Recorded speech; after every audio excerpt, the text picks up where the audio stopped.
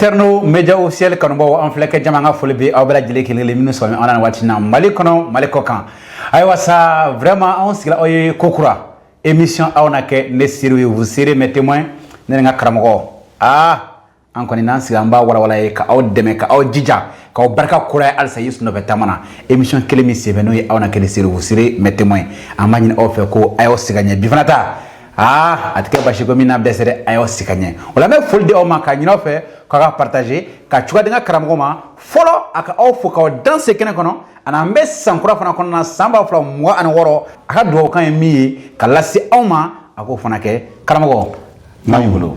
Eterno média filɛbagaw ni a lamɛnbagaw bɛɛ an ka foliba bɛ aw bɛɛ lajɛlen ye an matigi Yesu Kirisa tɔgɔ la amina vraiment aw minnu tɛ sɛgɛn k'an lamɛn an bɛ aw fo a bɛ a ka wagati ta ka sigi ka émission in lamɛn a ka di aw ye an bɛ bonya di matigi ma aw bɛɛ kelen kelen kosɔn ala ye san kura min jira na tan 2026 ala ka kɛ nɛɛma ye aw bɛɛ ye amin ala ka ɲɛda kɛnɛ bɔ aw ye matigi ka hinɛ aw la ka aw mara matigi aw tanga juguman ma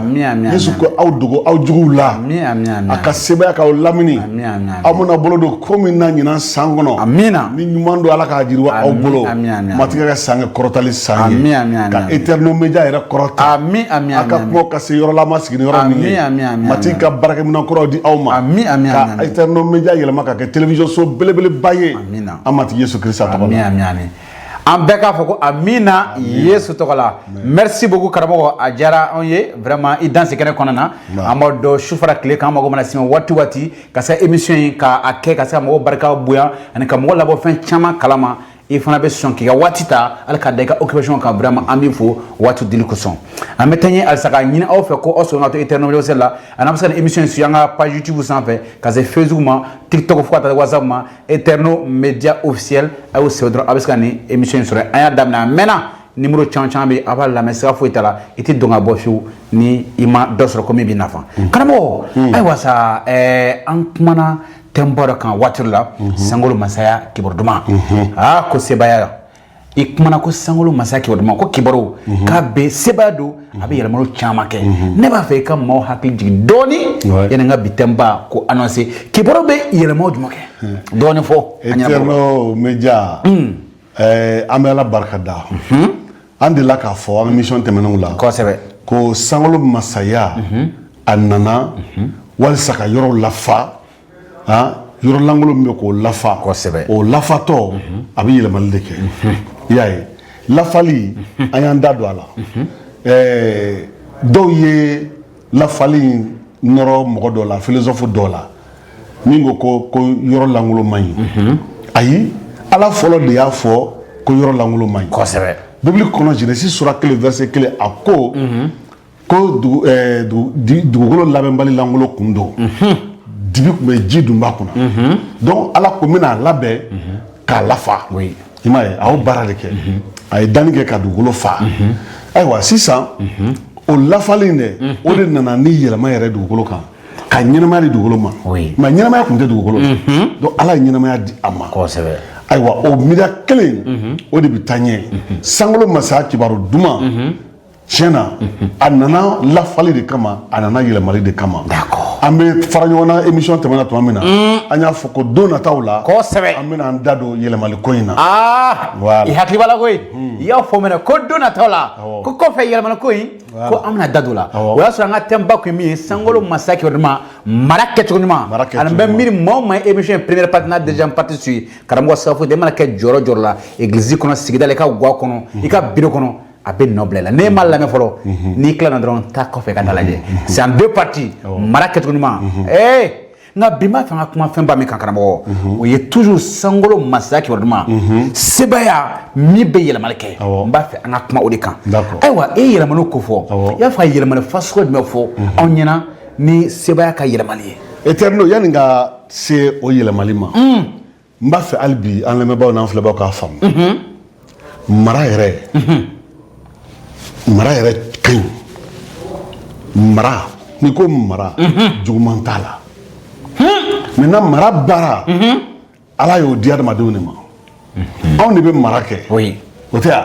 anw de bɛ ɲɔgɔn mara an de bɛ baganw mara an de b'an ka dugukolo mara an de b'an ka du mara maintenant mɔgɔ n'i man ɲi i tɛ se ka mara ɲuman kɛ n'i yɛrɛ man ɲi awɔ e tɛ se ka mara ɲuman kɛ o jɛlen don parce que n'i man ɲi min b'i kɔnɔ i b'o de kɛ o ye juguman ye o voilà cɛ o cɛ n'i man ɲi i ka du marako bɛ juguya dugutigi o dugutigi n'i man ɲi i ka dugu maracogo bɛ juguya maire ni jamana ɲɛmaaw dun maire n'i man ɲi i ka commune maracogo bɛ juguya gouverneur n'i man ɲi i ka région maracogo bɛ juguya jamana ɲɛmɔgɔ n'i man ɲi jamana maracogo bɛ juguya parce que e yɛrɛ man ɲi i yɛrɛ man ɲi parce que jiri bɛ dɔn a den fɛ jiri b'a den de di mangoro tɛ se ka lemurukumuni di ayi abada ale mangoro de di voilà donc fo mɔgɔ ka ɲɛ de e bɛ ɲɛ cogo di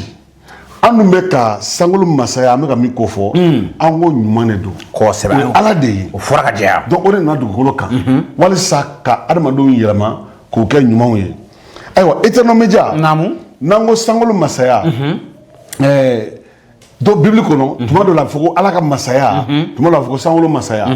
bon Matthieu kitabu la Matthieu de bɛ a sɛbɛn siɲɛ caman ko sankolo masaya munna parce que Matthieu ye yahudiw de ye yahudiw fɛ yen ni ala tɔgɔ bɛ fɔ yɔrɔ o yɔrɔ u tɛ ala tɔgɔ fɔ u da la hali n'u b'a sɛbɛn u bɛ a sɛbɛn cogo wɛrɛ u tɛ ala tɔgɔ yɛrɛ ala y'a tɔgɔ min jira u la u t'o sɛbɛn n'o tɛ Yesu ka wajuli la Yesu ko a ye nimisa ka jurumu la ala ka masaya surunyana aw cɛma aw la donc sisan Matthieu kɛtɔ k'o sɛbɛn ale b'a fɔ ko sankolo masaya n'a ko sankolo a kan bɛ ala de ma i m'a ye wa kosɛbɛ voilà donc n'i y'a mɛn ko sankolo masaya walima ala ka masaya a bɛɛ kelen a bɛɛ kelen o ka jɛya tuma dɔw la o kumasenw bɛ se ka na yɛlɛma an da kɔnɔ an ka faamuya mɔgɔ kana faamu ko fɛn fila don kelen de don fɛn fila tɛ kelen de don o jɛyara ayiwa tɛmɛna ye sankolo masaya nana walisa ka dugukolo fa kosɛbɛ i y'o fɔ walisa ka an ka diɲɛ fa walisa ka adamadenw fa k'u lafa kosɛbɛ rempli donc o lafali dɛ o de bɛ na ni yɛlɛma ye d'accord o de bɛ na ni yɛlɛma ye d'accord ayiwa bi an b'a fɛ k'an da don yɛlɛma min na Eternel n'a faamuna e fɛ lamɛnba i kɛra dubaden ye ayi n bɛ miiri a bɛ faamuya o parce que maa min bɛ k'a fɔ o t'a fɔ ka nɔgɔ to ale b'a fɔ ka diya de karamɔgɔ tɛmɛna ye yɛlɛma tubabukan na an ko transformation ou bien changement i y'a mɛn lamɛnba kibaru duman min bɔra sankolo la o bɛ yɛlɛma fɔlɔ min kɛ adamaden ka ɲɛnamaya la walima a bɛ kabako fɔlɔ min kɛ adamaden ka ɲɛnamaya la o ye yɛlɛmali de ye o ye yɛlɛmali de ye n'i ma yɛlɛma i tɛ se ka don sankolo masaya la n'i ma yɛlɛma i tɛ se ka ala ladege n'i ma yɛlɛma i tɛ se ka Yesu ladege wa n'i ma yɛlɛma i tɛ se ka kɛ kerecɛn sɛbɛ yɛrɛ ye awɔ an ka taa ɲɛ f'i ka yɛlɛma an ka yɛlɛma ayiwa n'an ko yɛlɛma Yesu ka kabako fɔlɔ Yesu kelen ka baara daminɛ bibili ko k'a ka kabako fɔlɔ kɛra yɛlɛmali de ye Yesu ka kabako fɔlɔ yɛlɛmali o kɛra yɛlɛmali karamɔgɔ ka taa ɲɛ i b'a dɔn baara bɛɛ la ala ka baara bɛɛ la fɔlɔ o ye fɛnba de ye parce que o ye birikiden de ye o ye kabakuru de ye min bɛ sigi tɔw bɛɛ bɛ kɛɲɛ ni min ye kosɛbɛ so selekela kabakuru de don fɔlɔ ka ɲɛ dɛ voilà fo fɔlɔ ka ɲɛ ni fɔlɔ ma ɲɛ a yɛrɛ tɛ ɲɛ o a tɔ si tɛ tilen siga t'o la o jɛlen i y'a mɛn o la bibili b'a fɔ an ye Yesu ka kabako fɔlɔ a y'a kɛ yɔrɔ min na yɛlɛmali dɛ a y'a kɛ yɔrɔ min na a y'a kɛ hukumu min kɔnɔ mun nana n'a ye an bɛna an da se o ma bibili kɔnɔ ala ye bibili daminɛ ala ye a ka baara a ka histoire yɛrɛ daminɛ ni furusiri ye furusiri kosɛbɛ ala kelen ka fɛnw bɛɛ da a ye cɛ da a y'a ye ko cɛ ma y'a kelen na a ye muso da k'a di cɛ ma a y'u furu siri ala de y'u furu siri o de kosɔn bibili b'a fɔ ko ala ye min kɛ kelen ye ala ye min siri ɲɔgɔn na mɔgɔ kana o fara o de la ala tɛ jɛn ni furusa ye mais bi adamadenw ye furusa dagaw yɛrɛ ye parce que o de ka d'u ye u b'a fɛ k'u falen musow la o tɛ ala fɛ ta ye ayiwa n'i bɛ taa ɲɛ tuguni bibili camancɛ la Yesu Kirista fana bɛna a ka baara daminɛ k'a ka kabako fɔlɔ kɛ furusirikɛyɔrɔ dɔ de la furu kelen k'a fɔ an ye ko furu tɛ tulonkɛfɛn tɛ karamɔgɔ jɔn ka sigi yɔrɔ in kan dɔɔni i ye min fɔ ko ala ka baara fɔlɔ o kɛra furu ye Furu ye. i y'o fɔ fɛn bɛɛ dɛnni ka ban a ye cɛ da ko cɛ ka to kɛlɛ man ɲi a ye muso da o ye furu ye Yesu fana ka baara fɔlɔ o fana kɛra furu kɛnɛ kan furu a ka kabako fɔlɔ furu bon tɛmɛna ye ni diɲɛ banna n'an ye ɲɔgɔn sɔrɔ sankolo la fɛn fɔlɔ min bɛ taa kɛ ye o kɔɲɔ ye furusiri awɔ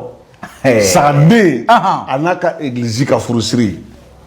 Yesu ye kɔɲɔcɛ ye église ye kɔɲɔmuso ye furusiri de bɛna kɛ o de la Yesu y'o ja jira effectivement Paul la Paul y'a sɛbɛn Efesiyaw kitabu la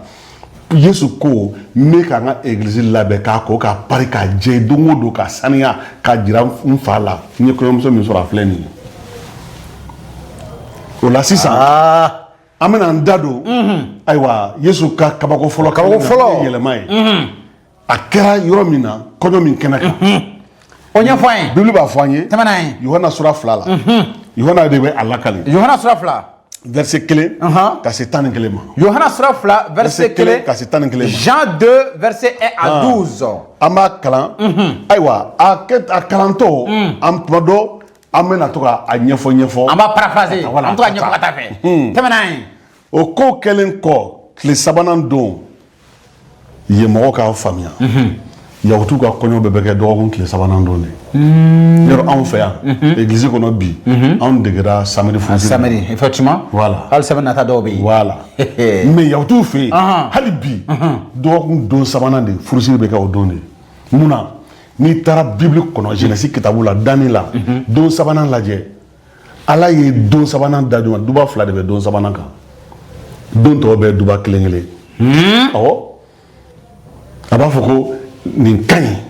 i y'a faamuya nin ka ɲi o bɛ fɔ don bɛɛ ma kelen kelen mais don sabanan a ko nin a ye fɛn fɔlɔ da ko ka ɲi a ye filanan fana ko ka ɲi i y'a faamuya yahutu y'o de ta ɲumanko in hakili to a la o tuma dɔgɔkun don filanan don sabanan u ka kɔɲɔw bɛ kɛ o de la d'accord maintenant n'i ye anw ka calendrier ta dɔgɔkun don sabanan ye don jumɛn ye an ka dɔgɔkun bɛ daminɛ lundi mardi mercredi ye don sabanan mais yahutu ka calendrier la hali bi u bɛ baara kɛ n'o de ye dɔgɔkun bɛ daminɛ dimanche de dimanche de dɔgɔkun don fɔlɔ ye ka tɛnɛ kɛ filanan ye awɔ Bibili yɛrɛ b'o de fɔ Yesu kunna dɔgɔkun don fɔlɔ sɔgɔmada joona fɛ effectivement kari don sɔgɔmada joona fɛ y'a ye wa hali bi n'i taara yahutu fɛ Israël dimanche de bɛ baara daminɛ voilà samedi de ye lafiya don ye ok voilà d'accord o bɛ bɛn ni Ala ka kuma ye ok donc dimanche o ye dɔgɔkun don fɔlɔ ye mardi ye lundi ye filanan ye mardi ye sabanan n'an ko ma tarata voilà yahutu ka furusiri bɛɛ bɛ kɛ mardi donc dɔgɔkun don sabanan ayiwa kɔɲɔ dɔ kɛra Kana Kana o bɛ Galile dugu o ye Galile dugu dɔ ye d'accord Kana Ala ye nɛɛma k'an ye an sera Kana Israël n sera Kana n'i sera Kana Kana ka di Ala k'an to fana ka se dɛ Kana bitigi bɛɛ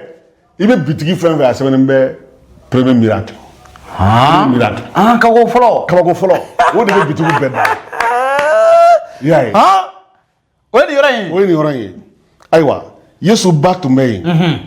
Yesu ni a ka kalandenw fana welela o kɔɲɔyɔrɔ la wala u tun bɛ o kɔɲɔ la d'accord donc mɔgɔ n'a fɔra k'i welela i ye invité la de i invité la i ye invité o kɔrɔ ko den tɛ dɛ i welela de donc nin b'a jira k'a fɔ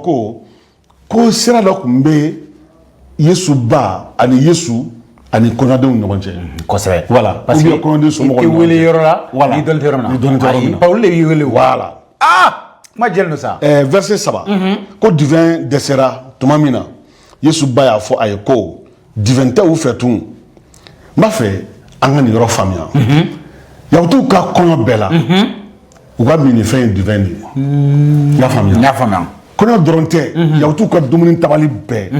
u tɛ dumuni kɛ ni divin tɛ yen dɔnni la gɛrɛfɛ voilà olu fana taabolo o y'u ka dumuni de ye i y'a faamu donc a t'i n'a fɔ ko u b'a bin k'u fa k'u lingilanga ko dɔw b'a kɛ k'a fɔ wali fɔ ka kɛwale kɛ non mais a b'u ka dumuni de la d'accord ani divin bɛ min ɲɛ mɔgɔ ye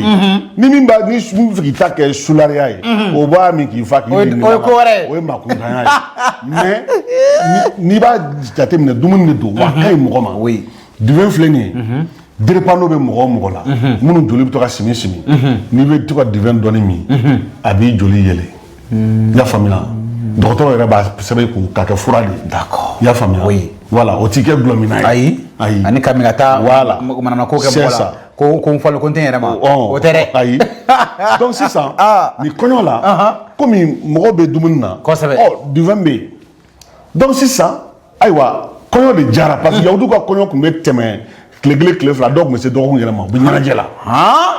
bon donc u ye duwɛn min prévoir o nana ban. o banna. o banna. n'o dun banna ɲɛnajɛ bɛ sɔn ka. voilà justement parce que. a bɛ se ɲɛnajɛ kan. c'est comme si i muso nana to sigi kɔrɔ n'a dɛsɛra.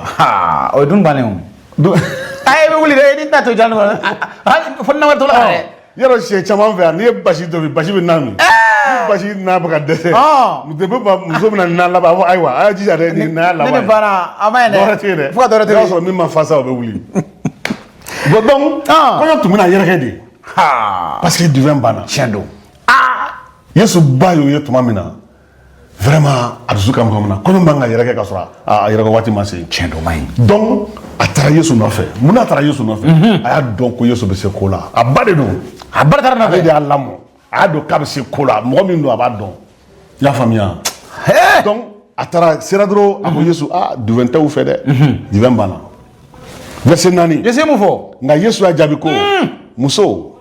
i bɛ mun de ɲini ne fɛ ne ka waati ma se fɔlɔ. i ma ye wa. kuma kɔrɔ ye mun ye. yesu bɛ k'a fɔ a ba ye a ko min bɛ senna ɲɛ b'a la n b'a kalama e bɛ ne dɔn e bɛ ne kɔnɔko dɔn o de kosɔn e nana ne fɛ o. bon n ka waati ma se fɔlɔ n bɛna ko dɔ kɛ n bɛ ka waati dɔ de kɔnɔ n'a sera n b'a kɛ. waati. ala ka foyi ti k'a waati kɔ wa yesu ka foyi ti k'a waati kɔ. fa waati ka se. sinɔn a tɛ kɛ. n'i peresera yesu ma i bɛ sira jugu cɛ. tiɲɛ don. i y'a mɛn. o kɔrɔ an ka to yesu kɔ. o fɔli sisan. ba fana y'a faamu ani denkɛ ye ɲɔgɔn faamu. ayiwa mun kɛra yesu yesu ba y'a fɔ baaradenw ye ko. non a ma kuma yesu fɛ bilen dɛ. a ye ɲɛsin baaradenw ma. minnu bɛ dumuni tila la. i y'a mɛn. a mana fɛn o fɛn fɔ aw ye. a y'o bɛɛ kɛ. i y'a ye. oui. ayiwa n'a ye fɛn o fɛn fɔ aw ye. a y'a bɛɛ kɛ. a y'a bɛɛ kɛ. a y'a bɛɛ kɛ a kana foyi kɛ ka. a ba y'o fɔ baaradenw ɲɛna sisan. baaradenw ɲɛna baaradenw fana y'o kun kɔmi an y'a mɛn. mama an y'a mɛn. oui. bamuso taara baaradenw sigilen tora sa ka yesu filɛ bɛɛ kɔni bɛ k'i ɲɛ jɔ yesu la. mɔgɔw kɔni bɛ ŋunuŋunu kan na. an ma ɲɔgɔn ye dɛ kɔɲɔ ka kɛ duwɛn ka dɛsɛ. kana jija ka fɔlɔ aw la dɛ a y'aw jija dɛ. parce que o don. ni duwɛn dɛsɛlen min kɛ kɔɲɔ na. maloya de don a bɛ tugu i kɔ quoi maloya de don a bɛna fɔ bi mɔgɔ ka taa kɔɲɔ la an fɛ yan jama kilancɛ ma zamɛ sɔrɔ. ko zamɛ bannen. non bɛɛ bɛ taa n'i tɔgɔ ye. bɛɛ bɛ taa n'i tɔgɔ ye. bɛɛ bɛ taa n'i tɔgɔ ye. voilà o de ye kɔɲɔ mana kɛ cogo o fo zamɛ ka sɔrɔ. c'est ça tɛmɛna ye. ayiwa verset 6 ayiwa daga 6 kaba daga 6 tun bɛ yen yahudiw ka koli kama ka kɛɲɛ ni u ka saniyali laadaw ye. o kɔrɔ kaba daga daga belebelebaw de don i n'a fɔ an b'a fɔ minnu ma yan ko bɔgɔ dagaw. oui effectivement. daga belebelew don. oui b'a sigi a bɛ fa ji la. ni minnu ma village kɛ olu ma teli k'o ye sa. voilà o ma teli k'o ye. wa ye i bɛ taa bidon caman san yɛlɛma kɔnɔ k'a tɛ ban. c'est ça anw yɛrɛ fɛ yen bamakɔ n'an b'a wele ko bore. i y'a ye. o b'a fa tɛp. belebelew de don a b'a fa tɛp. oui maintenant o daga yɔrɔ ni yahudiw tun bɛ na yɔrɔ o yɔrɔ o dagaw de tun bɛ sigi donda la. oui donc comme u bɛ taama ka na. ayiwa senw bɛ poussière bɛ da senw na. senw bɛ bilen. oui effectivement. voilà ɲɛdaw ni bolow. u b'olu ko. n'u sera. ka sɔrɔ to kɛnɛ kɔnɔ. i b'o ko fɔlɔ ka sɔrɔ ka serviette bɛ d'i ma i b'o jɔsi i bɛ sɔrɔ ka don so kɔnɔ ka poussière bɔ i sen na. oui i y'a faamuya. d'accord. donc u b'o yɛrɛ kɛ k'u yɛrɛ saniya. i y'a ye bon sisan o daga 6 ninnu dɛ o bɛɛ kun falen don ji la o bɛɛ banna o senkoli ni bolokoli ni ɲɛdako ninnu fɛ. o kɔrɔ daga 6 ni langolo kun t'o. a bɛɛ foyi kun t'a kɔnɔ tugun ji banna. donc yesu ɲɛ bɛ daga 6 ni langolo la bon a y'a faamu ni daga 6 fara ni nin bɛɛ fara duwɛn na nin bɛ taa ban yɔrɔ o yɔrɔ. o b'a sɔrɔ ɲɛnajɛ fana dɔ kɛra la. bon daga 6 n b'a fɛ an lamɛnbaaw k'o faamu n delila k'a kɔrɔ fɔ yan daga 6 in bɛ bɛn danni don tile 6 de don. i delila k'o fɔ mɛnɛ. voilà ayiwa sisan yesu bɛna mun f'u ye filenba ɲɛ 5 wala 6 ji tun bɛ kɛ o dagaw bɛɛ kelen kelen kɔnɔ yesu y'a fɔ baaradenw ye ko ba tatɔ ye kuma fɔ baaraden minnu ye n'a ye min fɔ a y'o kɛ yesu ɲɛsin o baaradenw ma aye nin dagaw fa ji la ayo fo barado yi o y'a daminɛ ka to ka taa ji bɔ ka na n'a ye ka ji bɔ kɔlɔn la ka na n'a ye ka daga wɔɔrɔ in bɛɛ fa tewu fa da tewu i y'a mɛn o fara tuma min na o nana fɔ Yesu ye sisan dagaw fara Yesu ko ayiwa a ye dɔ soli sisan ka taa di dumuni tilaba kuntigi ma ayiwa a ye daga soli ba ma fɔ o ye ko n'a ye min fɔ k'o kɛ a ko k'u k'a fa u y'a fa sisan a fara tuma ko a y'a soli ka taa n'a ye balimaw solili ni fɛn min ma fa fɛn tɛ daga min kɔnɔ i bɛ se ka fɛn bɔ yen fɛn tɛ se ka bɔ yen fɛn tɛ yɔrɔ o yɔrɔ i tɛ se ka fɛn sɔrɔ yen foyi tɛ se ka bɔ yen bon adamaden fana ni ɲuman t'i kɔnɔ ɲuman tɛ se ka soli ka bɔ i kɔnɔ ka mɔgɔ wɛrɛ mago ɲɛ min b'i kɔnɔ i b'o de di i b'o de labɔ kosɛbɛ donc an ka fa ɲuman la an ka fa ɲuman la ayiwa nin kɛlen sisan verset 7 la mun de bɛna kɛ Yesu kelen k'a fɔ k'u ka dɔ a soli ka taa di dumuni kuntigi tilaba ma u taara n'a ye verset 9 ji min yɛlɛmana ka kɛ divin ye aya Eterno Yesu m'a fɔ baaradenw ye a ye nin fa daga ninnu fa ji la n bɛna yɛlɛma ka kɛ divin a m'o fɔ f'u ye a ko k'a fa ji la dɔrɔn a ko k'a fa ji la a fɔlen ko ka soli ka taa di k'u ka soli ka taa di i y'a faamuya karamɔgɔ bɛ yan de maintenant u y'a soli u bɛ katale ko ji min yɛlɛmana ka kɛ divin ye dumuni tilaba kuntigi y'o nɛnɛ donc o kɔrɔ nin ye u bɛ se ni ji solilen ye dumuni tilaba kuntigi ma tuma min na olu ye ji de soli mais u taara divin de di cɛ ma. quel changement rapide hey ala ka masaya filɛ sa est ce que mɔgɔ bɛ k'a faamuya parce que ka ji bɔ fiɲɛ na yanni ka taa di a tigi ma o kɛra divin ye a kɛra divin ye i ma foyi k'a la i ma foyi k'a la a ma taa ici nɔ foyi ayi a kumana dɔrɔn a ye nin kɛ a ye nin kɛ a y'a soli a ye taa di ala ka sebaya a ye taa di ala ka sebaya Eterno n b'a fɛ yan an ka jɔ yan dɔɔni ko ji min yɛlɛmana a kɛ divin ye an bɛ ka kuma kibaru duman yɛlɛmali sebaya de kan wa samgo de fɔ o de y'an ka tɛmɛ ji min yɛlɛmana Eterno ne t'a dɔn n'i delila k'a mɛn ni an lamɛnba an filɛbaa dɔ delila k'a mɛn ko mɔgɔ dɔ delila ka ni ɲɔgɔn kabako kɛ k'a fɔ dɔrɔn a ye nin fa a y'a soli a ye taa n'a ye fali ani solili ni ɲɔgɔn cɛ yɛlɛmali kɛra ji yɛlɛmana ka kɛ divin ye bon fɔlɔ ji de kɛra daga kɔnɔ ji ye mun ye n'i bɛ ji lajɛ u y'an kalan min na o ye nin a bɛ fɔ ko couleur tɛ ji la ji ye ji de ye ka maga c'est liquide tiɲɛ don mais ko couleur t'a la a bɛ minɛn min kɔnɔ a b'o couleur de ta tiɲɛ don mais divin n'a fɔra ko divin liquide ye mais ji tɛ ayi i y'a ye o jɛlen don ji tɛ parce que divin couleur b'o la bilenman don i y'a kɛ minɛn o minɛn kɔnɔ a couleur ye bilenman ye a tɛ yɛlɛma. kosɛbɛ kosɛbɛ i y'a ye bon donc sisan k'a lajɛ ni nin ɲɔgɔn kabako delila ka kɛ mɔgɔ fɛ ɲininkali filɛ dɛ ɲininkali filɛ donc yɛlɛmali min kɛra yan n b'a fɛ an ka o de faamuya ayiwa siɲɛ caman minnu bɛ nin yɔrɔ kalan dulɔ ka di minnu ye sulari ninnu olu bɛ dulɔ nin yɔrɔ de la olu base ne kan wala k'a fɔ ko Yesu k'u kɔnɔ fa Yesu ye ji yɛlɛma ka kɛ divin ye o bɛ sɔrɔ ka t'u sigi bari la ka kɛsu kelen min ka sɔrɔ ka wuli naganaga ka fɔ n'i b'a fɛ k'i ka sɔnkɔnɔya i ka sulariya k'o sinsin nin verset bi a faamu dɛ ami mais kana sinsin Yesu kan ayi kana sinsin Yesu kan Yesu ka nin kabako in a kun tɛ divin nɔfɛ oui divin ko tɛ Yesu ka kabako bɛ yɛlɛmali de nɔfɛ kosɛbɛ kosɛbɛ yɛlɛmali i y'a faamuya yɛlɛmali c'est vrai mɔgɔw ka divin banna mais Yesu bɛ fɛ mɔgɔw ka min faamu kɔɲɔ jama in bɛɛ lajɛlen o ye yɛlɛmali min kɛra kabako yɛlɛmali de don dɔnniya tɛ se ka nin yɛlɛmali kɛ ayi i y'a faamuya i ye jinɛ wele i ye sitanɛ wele o tɛ se ka nin yɛlɛmali kɛ nin ye Ala ka kabako de ye nin ye Yesu ka kabako de ye a ka kabako fɔlɔ de don wa kabako tɛ yen Yesu ye min kɛ ko min ka bon ni nin ye min ka bon ni yɛlɛmali ye o de kosɔn an ko kibaru duman bɛ kabako fɔlɔ min kɛ adamaden ka ɲɛnamaya la o ye yɛlɛmali de ye kosɛbɛ o de la yɔrɔ wɛrɛ la Kɔrɔntɛkaw kitabu la a fɔra ko ni mɔgɔ dɔ bɛ Kirista la o kɔrɔ n'i donna Yesu la n'i kɛra Yesu ta ye n'i dara Yesu la ko fɛn kɔrɔ bɛɛ tɛmɛna fɛn bɛɛ kɛra kura ye o tigi yɛlɛmana kosɛbɛ i y'a faamuya o yɛlɛmana de k'o kɛra danfɛn kura ye Eterno bi kura ko kuma o ka di anw maliyɛnw da tiɲɛ don dɛ an bɛ kura de nɔfɛ kura Mali kɔni bɛɛ ye kura ye san bɛɛ da b'o kuma na bɛɛ bɛ Mali kura de nɔfɛ Mali kura faamaw wo fantanw wo bɛɛ ko kura mɔgɔkɔrɔbaw wo denmisɛnninw wo cɛw wo musow wo bɛɛ ko kura Mali kura Mali kura bɛ sɔrɔ ka sɔrɔ adamaden dusukun ma yɛlɛma wa i y'a fɔ dɛ ko ni maɲi ko min bɔra k'o tɛ ɲɛ o tɛ ɲɛ o o jɛlen don dɛ o tɛ ɲɛ awɔ donc n'i ye maliyɛn o maliyɛn ta bi n'i maɲi i ye min ye i kɔnɔ i juguman min ye i b'o de jira o kɔrɔ ko Mali kura k'i bila jɔyɔrɔ fɛn fɛn la i b'o de kɛ ye tiɲɛ don n'i ye son ta sonyani ka di maa min ye n'i y'a bila jamana fɛn min kunna a b'a sonya a b'a ta Mali kura bɛ sɔrɔ yan ayi kura ko kuma tɛ yen fo adamaden ka yɛlɛma fo dusukun de ka yɛlɛma fo an de kɛ kura ye fɔlɔ bon sankolo masaya kibaru duman a nana o de kama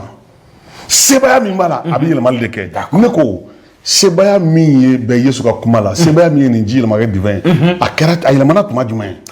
jɔn de y'a mankan mɛn n'i ye moteur don fɛn na i bɛ moteur mankan mɛn i bɛ buruburu kosɛbɛ i y'a faamuya mais jɔn de ye nin ye mankan mɛn mankan ma bɔ yan ni Ala ka sebaya de tiɲɛ don ni Ala ka sebaya de Eterno n b'a fɛ ayiwa kuma saba bɛ yen ayiwa yɛlɛmali in sinsinna min kan kuma saba a kuma fɔlɔ o ye nin ye a ye ninnu lafa a y'u lafa a y'u lafa remplissez oui a y'a lafa filanan a y'a soli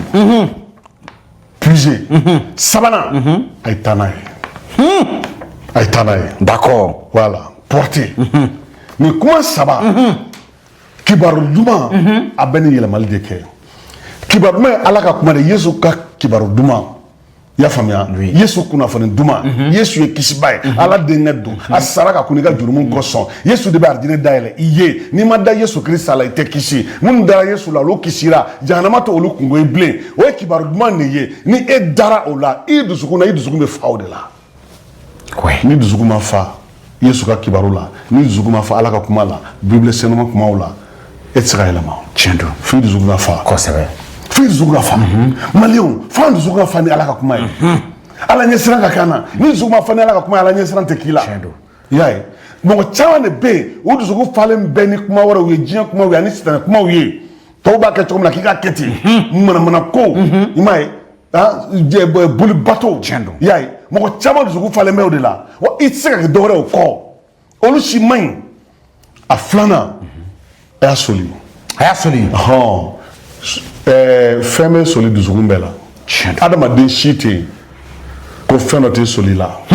y'a faamuya ayiwa i falen bɛ min na o de bɛ soli ka bɔ i la k'a di mɔgɔw ma hali ni ji suma kɛ minɛn kɔnɔ i bɛ suma de soli kalama bɛ soli tellement que dɔw yɛrɛ ka jugu hali u tɛ se foli la u bɛ tɛmɛ hali k'a fɔ bonjour i ni tile i ni su i ni wula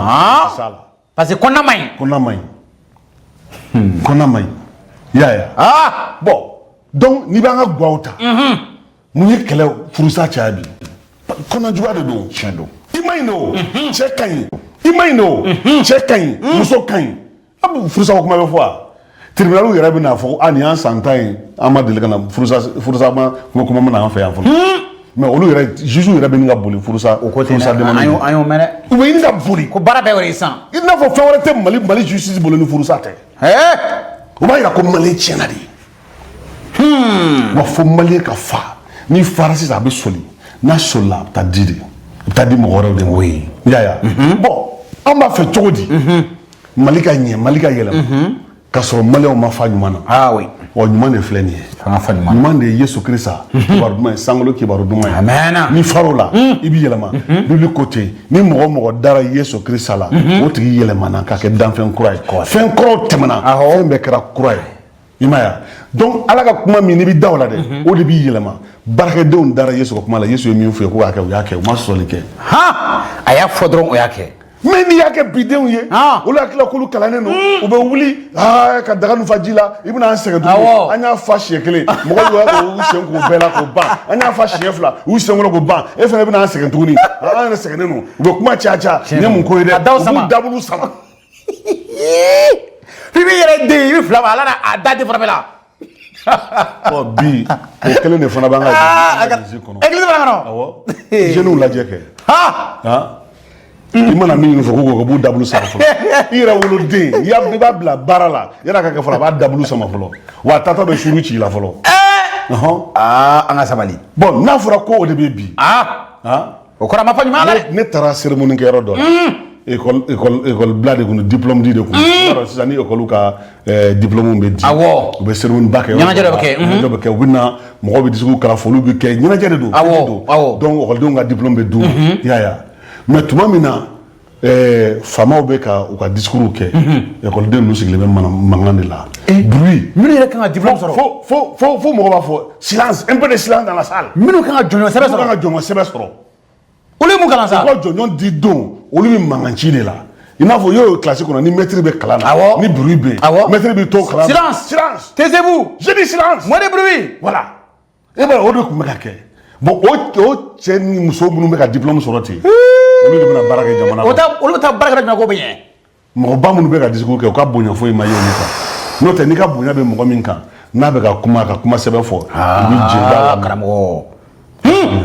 Karamɔgɔ yɛrɛ an ka taa ɲɛ dɛ. N b'a fɛ ka dɔ fɔ i ye dɔ fɔ denw kan mais n b'a i yɔrɔ dɔ fɔ n tigi dɔɔni Yesu ba ka misali. Parce que depuis Yesu y'a fɔ k'ale ka waati ma se fɔlɔ ba ma mankan kɛ ba taara mais bi fana baw fana bɛ n'u ye fɛn fɛn k'i y'a fɔ n'i b'a ka jɔ dɔɔni fɛn dɔ bɛ yen ou bien a ka jɔ dɔɔni a b'i buruja jamana fo i b'i yɛrɛ ɲini. Karamɔgɔ musow fana bɛ ten dɛ o b'i nɛni k'i dɔgɔya. Perese kojugu bɛ na n'o ye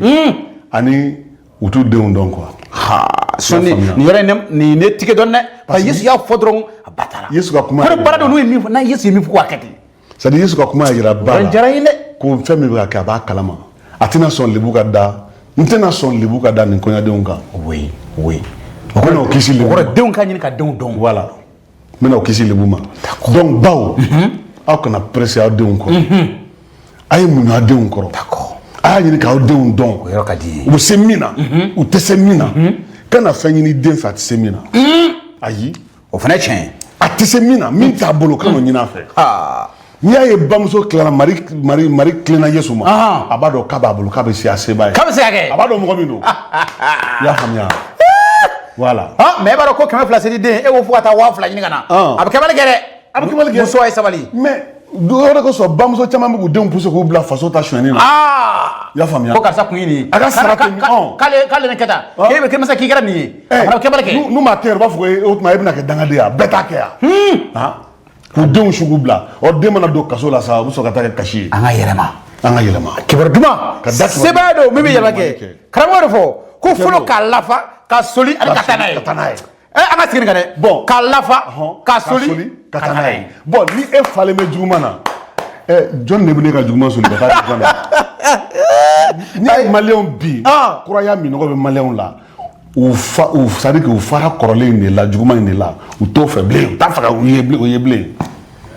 o de kosɔn bɛɛ kan ka yɛlɛma bɛɛ voilà maliyɛn cɛman denmisɛnnin makɔrɔba togoda ni duguba a ye bibili kalan kitabu sinima a ye bibili kalan a ye da Yesu la a bɛ yɛlɛma d'accord a bɛ yɛlɛma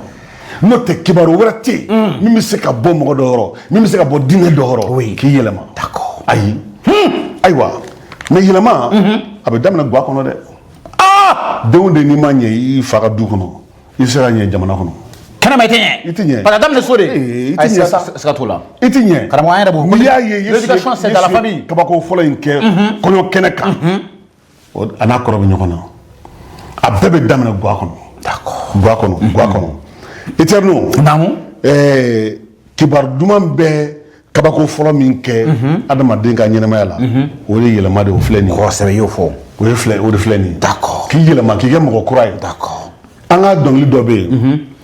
n b'a fɔ ko Yesu ye ne yɛlɛma Yesu tɛ dɛsɛ ka mɔgɔ si yɛlɛma mɔgɔ si mɔgɔ tɛ dugukolo kan ko Yesu bɛ dɛsɛ ka min yɛlɛma mais mɔgɔ dɔ de bɛ sɔrɔ min bɛ ban Yesu k'ale yɛlɛma Yesu fana t'i karaba n'i dara Ala ka kuma la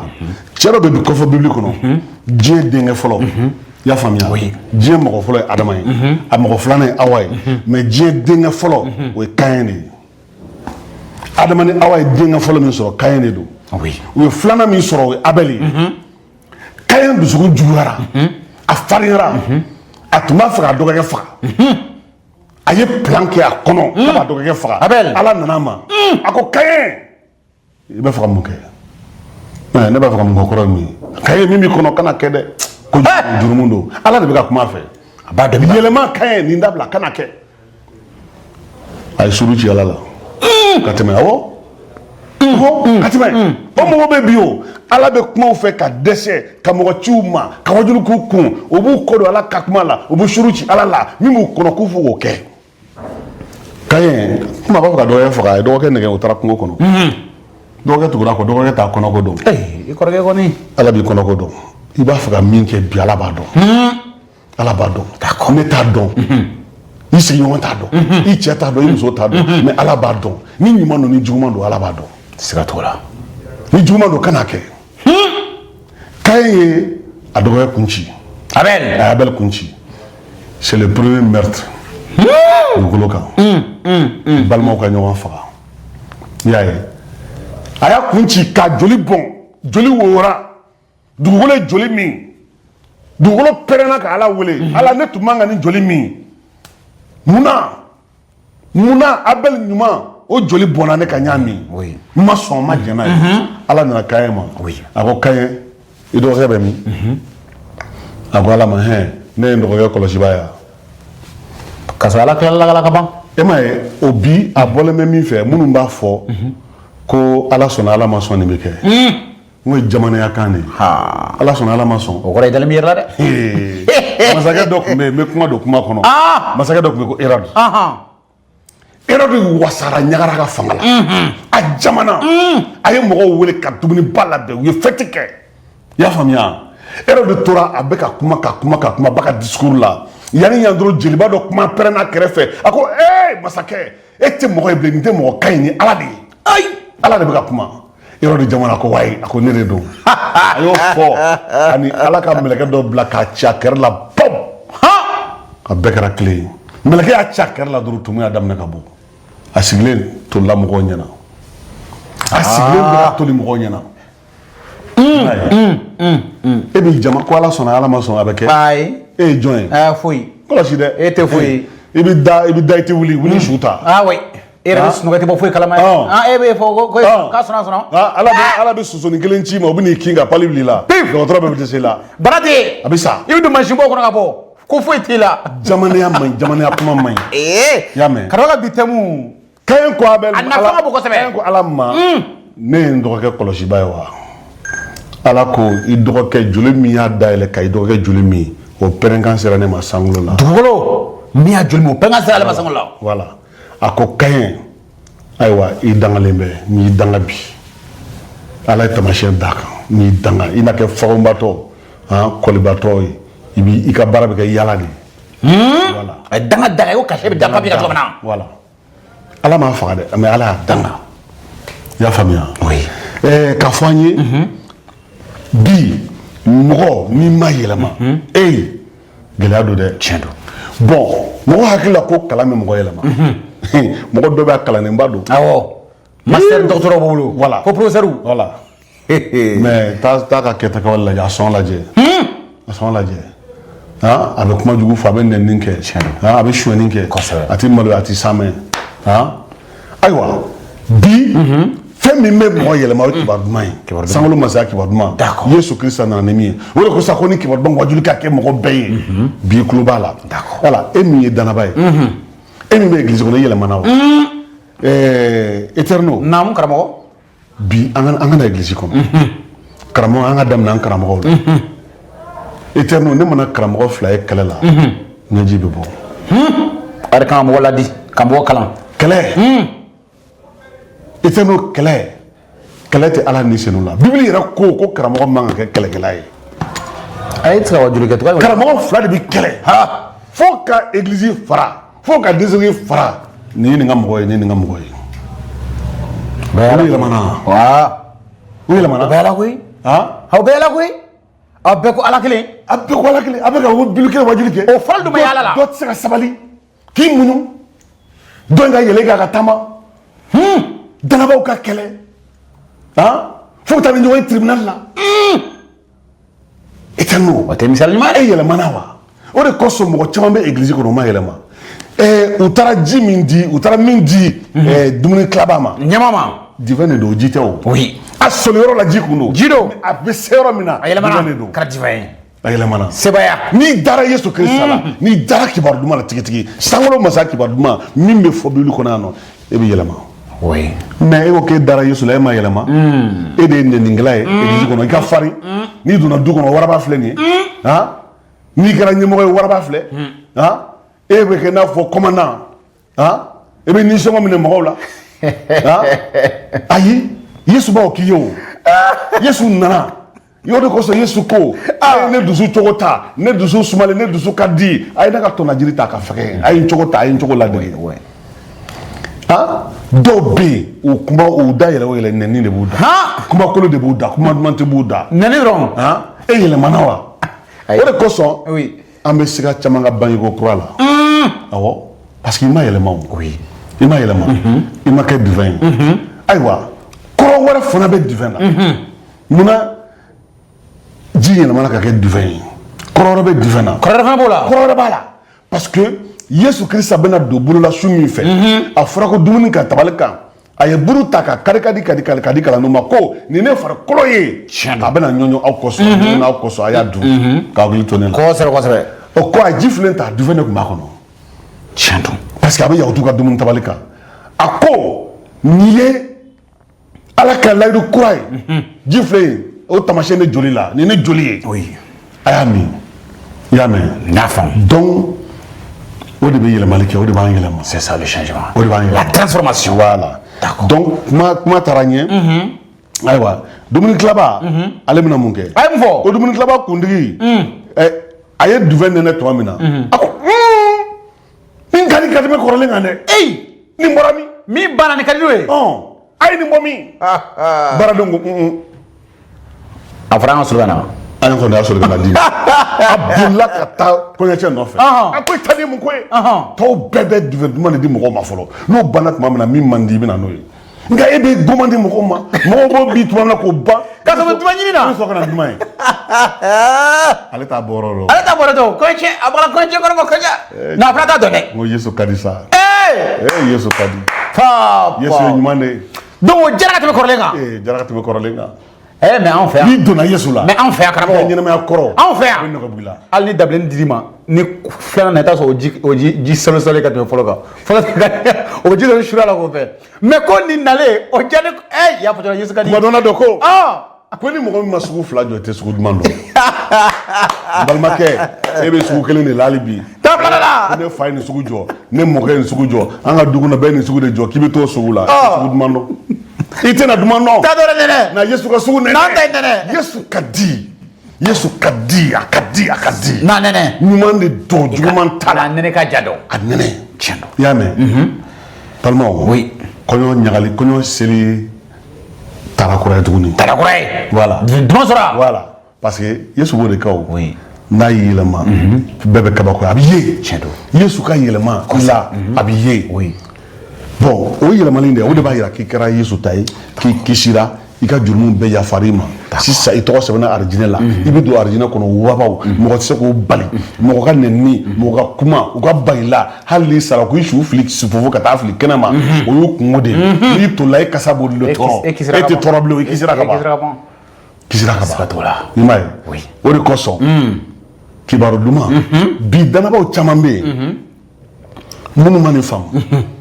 u hakili la ko su lakununi nin fiyɛtɔw jɛyɛlɛli namaraw tagamali k'o de kabakobaw ye e m'a ye wajulikɛlaw caman ye bi yan hali nana a ka namaraw ye hali na ni fiyɛtɔw ye an b'u ɲɛyɛlɛ dɛ an b'a nin kɛ tan dɛ an b'a nin kɛ tan dɛ o tugulaw de kɔ namara dɔw bɛ taa u tila ka segin ten k'a sɔrɔ yɛlɛma foyi yɛlɛma a b'a yɛlɛma e bɛ ka mɔgɔ bɛ tugulen nɔfɛ don o don wo karisa k'i tɔgɔ bɔ wo don o don dimanche o dimanche wo yɛlɛma t'u la yɛlɛma ti kɛla ni yɛlɛma bɛ kɛla an ka église bɛ fa o tiɲɛ don dɛ tiɲɛ don yɛlɛma t'u la ayi yɛlɛma an k'o de kɔni na mun bɛ mɔgɔw yɛlɛma o kibaru duman de ye o de ko sanko sankolo masa kibaru o wajulu de bɛ kɛ sebaya o de bɛ fɔ mɔgɔw ye wala ka mɔgɔw lafa ka mɔgɔw fa n'o kɛra a bɛ soli n'o kɛra a bɛ da a bɛ mɔgɔw mago ɲɛ d'accord i y'a mɛn merci ayiwa tuma min na n'o kɛra verset 11 ko kɛra Yesu ka tamasiyɛn kelen fɔlɔ ye a ka tamasiyɛn kelen fɔlɔ o kɛra fɔlɔ de ye fɔlɔ tiɲɛ don fɔlɔ ye i y'a faamuya a ye tamasiyɛn fɛn fɛn kɛ nin de ye fɔlɔ ye nin de ye soubassement ye tɔw bɛɛ bɛ nin de sanfɛ a bɛɛ bɛ nin kɔ donc ni nin tɛ yen tɔw fana tɛ se ka kɛ tiɲɛ don mɔgɔ o mɔgɔ an ka an yɛrɛ kɔlɔsi karamɔgɔw conseil mɔgɔw kibaruman fɔlɔ missionnaire an ka sinsin kibaruman wajuli kan o de bɛ mɔgɔ yɛlɛma kabako tɛ kana publicité kɛ ko a ye nanu an bɛ nin kabako kɛ bi ma ya église bɛ ka yɛlɛma mɔgɔw b'u yɛrɛ bonya ni kabako kɛli de ye u b'u u kamaw wuli ni kabako kɛli de ye u bɛ ka nafolo ɲini n'o de ye nka mɔgɔ minnu yɛlɛmana minnu tubira ka kɛ danfɛn kura yɛrɛ yɛrɛ o bɛ ɲini ka dɔgɔya o bɛ ɲini ka dɔgɔya o de kosɔn an ka église falen bɛ bi danabaw la mais minnu ma yɛlɛma minnu ma yɛlɛma o de la karamɔgɔ b'i to wajili la dɔ bɛ suru ci a la a ma yɛlɛma o a dusukun falen b'o de la o i y'a ye maa min k'e kalan voilà o de la an ka denw i m'a ye u tɛ mansaw kan minɛ kosɛbɛ u bɛ ekɔli colo an ka jeunes bɛ ka don u bɛ ka bin drogues la u bɛ ka bin sigarɛtiminw la u bɛ ka kɛ dulɔminaw ye yɛlɛma tɛ yen i y'a yɛlɛma tɛ yen i y'a ye o la Yesu ka tamasiyɛn kelen fɔlɔ filɛ nin est ce que Yesu ka tamasiyɛn o b'i kan o b'i ye wa i ka baarakɛyɔrɔ la mɔgɔ bɛ se k'a fɔ non karisa a yɛlɛmalen don karisa a tɛ sɔn nin ma mɔgɔ tun y'i dɔn nin ye a ka kɛ sisan e dara Yesu Kirisa la nka i ni mɔgɔ tun bɛ to ka complot kɛ ka to ka dɔ ŋanamu ka dɔ daraki service wara e